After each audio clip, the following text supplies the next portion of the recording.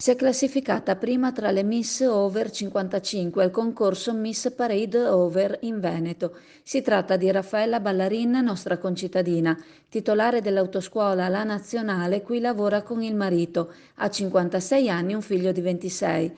A novembre gareggerà a Roma con le altre concorrenti, vincitrici delle selezioni regionali.